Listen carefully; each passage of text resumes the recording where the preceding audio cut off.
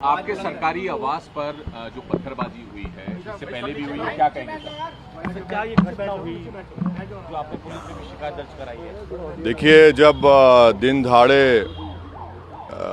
जुनैद और नसीर को किडनैप करके उनको पीट कर उनको ज़िंदा जला दिया जा सकता है, तो फिर मैं कौन सी खेत की मूली हूँ।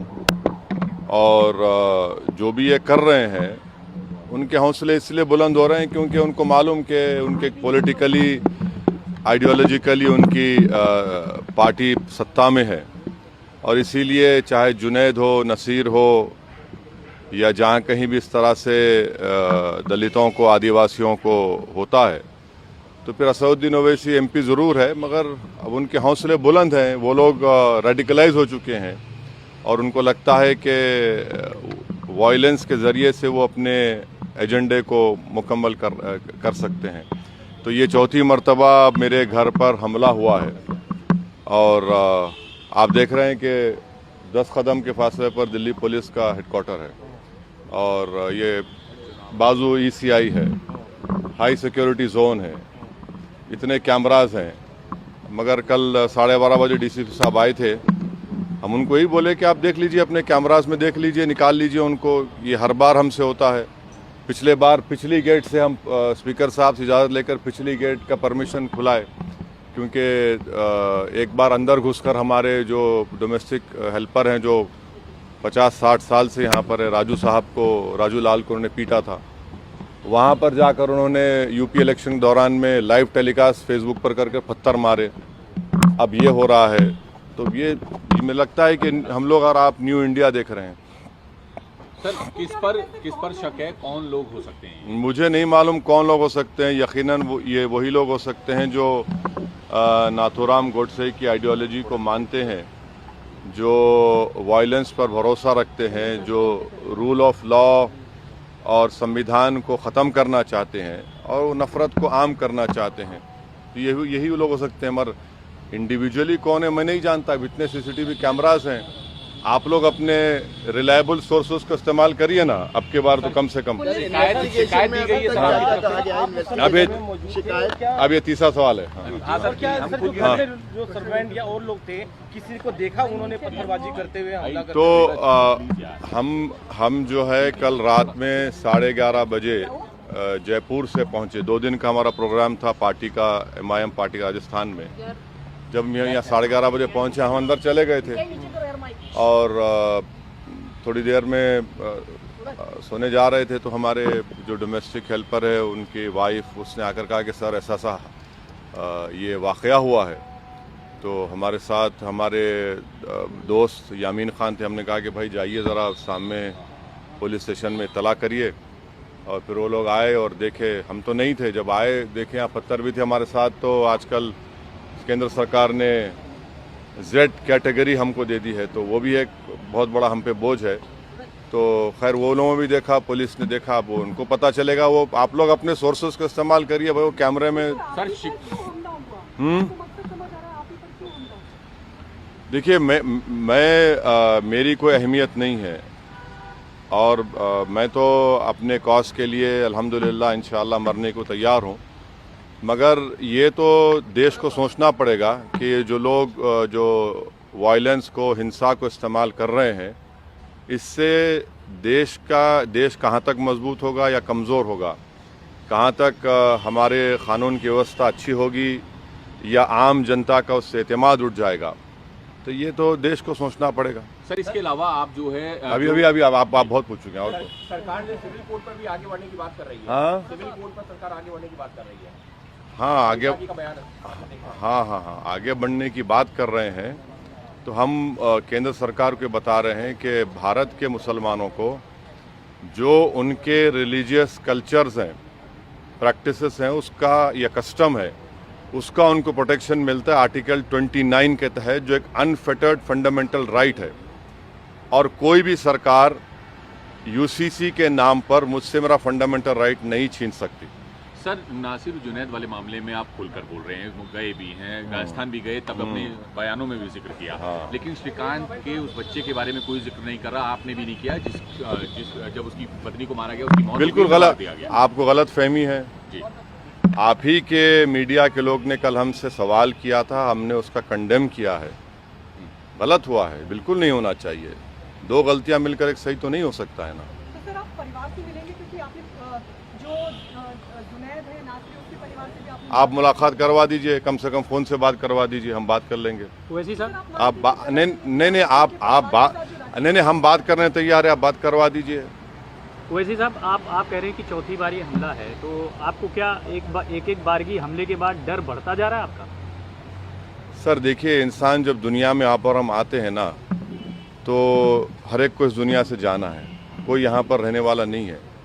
तो और मेरे लिए तो मौत खुद एक नई ज़िंदगी होगी मेरे लिए, क्योंकि जब हम अपनी ख़बर में जाते हैं तो उसमें बहुत सी चीज़ें होती हैं और हर एक को जाना है। तो डर किस बात का? डर अगर डर है तो फिर राजनीति नहीं करनी चाहिए, मोदी ईरा में पॉलिटिक्स नहीं करनी चाहिए अगर कोई डरता है तो। वैसे साहब पिछली बार जब इसी तरीके की घटना हुई थी तो हिंदू सेना का इन्वॉल्वमेंट मुझे नहीं मालूम। हाँ, आप सही कह रहे हैं कि जब हमारे घर पर पीछे से हमला हुआ था, फेसबुक लाइव किए थे उन्होंने, उसके थोड़े ही दिन के बाद हापुड़ में हमारी गाड़ी पर गोली चलाई गई थी। अब ये जो वाक़या हुआ है, मुझे नहीं मालूम कौन इन्वॉल्व है, ये तो पुलिस आपको बेहतर बता सकेगी वो CCTV कैमरास देखकर। मगर यहाँ के कमिश्नर पुलिस को और केंद्र सरकार को देखना है कि अगर एक MP के घर पर ऐसा हो रहा है तो क्या मैसेज जा रहा है। आप कहते हैं लोग रेडिकलाइज हैं। नहीं, मेरे पास CCTV नहीं है, जो रोड पर है, जो बहुत से कैमरास है, आप देखिए यहाँ पर बहुत से हैं। आप कहते हैं ये लोग रेडिकलाइज्ड हैं, हाँ। तो कौन लोग रेडिकलाइज हैं या किसने रेडिकलाइज किया? नहीं, ये रेडिकलाइज तो जो जुनैद नसीर को मारे वो रेडिकलाइज नहीं, वो तो क्या बोलेंगे उनको? सर क्या उसी की नहीं, ना आप जो है ना, ये ऐसा मत करिए, मुझे नहीं मालूम। मगर आप रेडिकलाइजेशन का आप सवाल कर रहे हैं तो यकीनन ये लोग रेडिकलाइज्ड हैं जो जुनैद नसीर को मारे हैं। आप बताइए कि किडनैप करके एक प्रदेश से मारते हुए ले जाते हैं दूसरे स्टेट में और ले जाकर पुलिस को देते हैं कि भैया इनको अरेस्ट कर लो। पुलिस कहती है कि हम नहीं अरेस्ट करेंगे। उससे पहले पुलिस उनको मारती है जंगल में, फिर ये लोग किडनैप करते, फिर ये लोग मारते, फिर पुलिस कहती नहीं लेंगे, मर जाएंगे, फिर 180 किलोमीटर दूर ले जाकर उनकी लाशों को जला दिया जाता है। तो ये लोग हाईली रेडिकलाइज्ड लोग हैं। जब चुनावी रैलियां संबोधित करते हैं उसी के बाद अटैक होता है, इसका फायदा भी तो AMIM को मिलता है। कितना फायदा हुआ यूपी में बताइए, कितना फायदा हुआ मुझे? नहीं, कितना फायदा हुआ? नहीं, उनकी आंख में आंख डाल के बोल रहे हैं, बुरी बात तो नहीं है ना।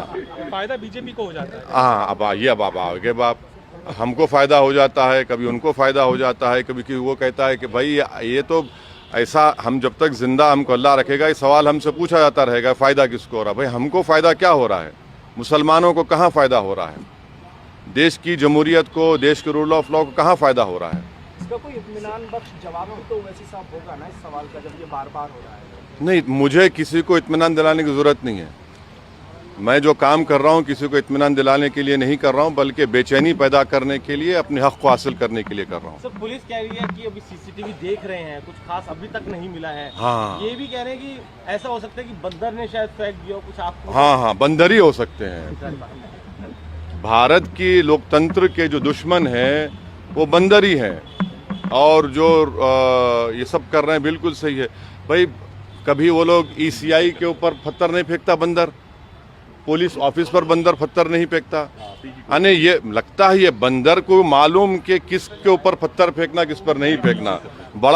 ये तो बड़ा फर्माबरदार बंदर है ये। नहीं, फर्माबरदार बंदर है ये, बड़ा ओबीडियंट बंदर है ये, माशाल्लाह। हो गए, चलिए बस। हाँ, बोलिए, बोलो। प्रधानमंत्री के पिता को लेकर जो है कांग्रेस, प्रधानमंत्री के सर दिवंगत पिता को लेकर एक बयान जारी किया है पवन खेड़ा ने। सर दरअसल पवन खेड़ा उड़ाया जो है कांग्रेस के प्रवक्ता, वो ब्रीफ कर रहे थे, तो उस दौरान उन्होंने उनके पिता को लेकर मजाक उड़ाया। प्रधानमंत्री के पिता के नाम को लेकर, दामोदर मोदी है या फिर गौतम। देखिए, राजनीति आप जो भी करेंगे, प्रधानमंत्री को क्रिटिसाइज करिए, खुलकर करिए, बेखौफ होकर करिए, मगर किसी की फैमिली पर मत जाइए, चाहे वो प्रधानमंत्री की फैमिली हो या कांग्रेस के नेताओं की फैमिली हो या किसी भी नेता की फैमिली हो। फैमिली को क्यों लेकर आते आप? फैमिली को क्या करना है? ये गलत है। किसी की फैमिली को क्यों लेकर आते आप? आपको इख्तियार ही नहीं है। यानी इस तरह से आप अटैक करेंगे फैमिली के ऊपर, तो ये आपका फ्रस्ट्रेशन जाहिर होता है। और आप जिस मुद्दे पे क्रिटिसाइज कर रहे हैं उस हाइडेनबर्ग पर, वो पीछे हो जाता है और आप लोगों को मौका मिल जाता है। सर, बागेश्वर बाबा बार-बार हिंदू राष्ट्र की हुंकार भर रहे हैं, आप कैसे देख रहे हैं? क्योंकि वो बार-बार ये कह रहे हैं कि सबके अंदर सनातनी खून है, तो सब वापस आ जाओ। मैडम, आपका नंबर मिल गया शायद उनको, ऐसा लग रहा है। मुझे नहीं मालूम, मुझे नॉलेज ऑफ अनसीन नहीं है। मुझे नहीं, अगर ये लोग बीजेपी के स्पोक्स पर्सन बन गए हैं तो फिर सीरियस लेना पड़ेगा। बीजेपी को कहना चाहिए कि ये हमारे स्पोक्स पर्सन हैं और ये लोग जो बोलते हैं हम कर देते हैं, तो फिर हम बराबर रिएक्शन देंगे। Thank you. जेएनयू में जो विवाद हो रहा है सर, जेएनयू में जो हंगामा हुआ कल, शिवाजी महाराज की जो तस्वीर लगाई थी एबीवीपी के छात्रों ने, उसको लेफ्ट विंग के, ऐसा एबीवीपी दावा करे कि लेफ्ट विंग के जो छात्र थे उन्होंने नहीं, अब मुझे नहीं मालूम कौन किया, मगर जहां तक छत्रपति शिवाजी का सवाल है, वो कभी भी मुसलमानों के खिलाफ नहीं थे। और अगर किसी को हिस्ट्री पढ़ा है तो ये बात कहेगा। छत्रपति शिवाजी के जो दादा थे वो मलिक अंबर की फौज में थे, बल्कि जनरल थे, और वो एक बहुत बड़े सूफी को मानते थे।